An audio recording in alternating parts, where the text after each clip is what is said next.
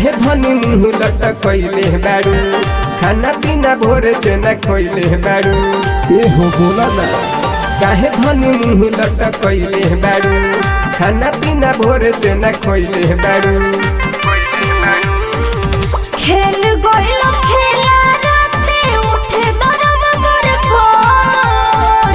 खेल गइल खेला राते उठे दर्द मोर फोर अलंगिया पलंगिया दो गइल दर्दिया उठता बड़ी जोर अलंगिया पलंगिया दो गइल दर्दिया उठता बड़ी जोर महाकाल रिकॉर्डिंग स्टूडियो आरा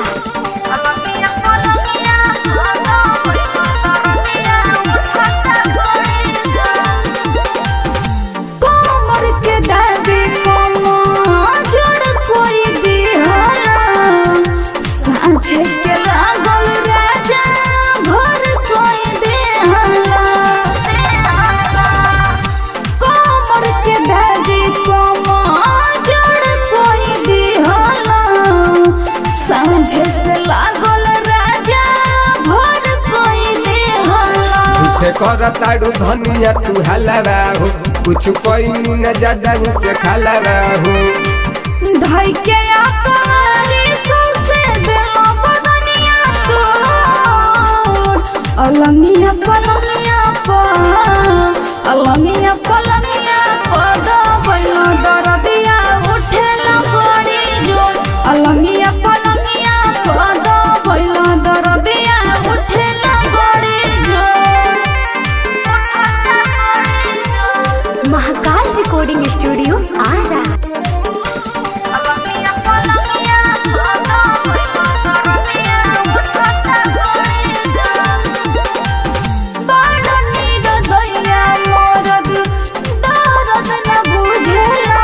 लइका के जैसे बेगो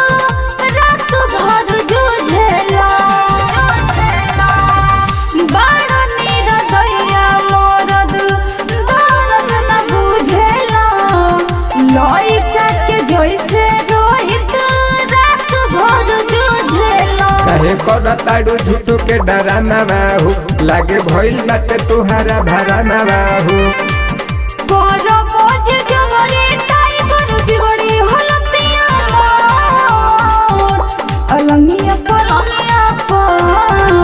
अलंगिया पलंगिया दो गइल दर्दिया उठता बड़ी जोर अलंगिया पलंगिया दो गइल दर्दिया उठता बड़ी जोर महाकाल रिकॉर्डिंग स्टूडियो आरा।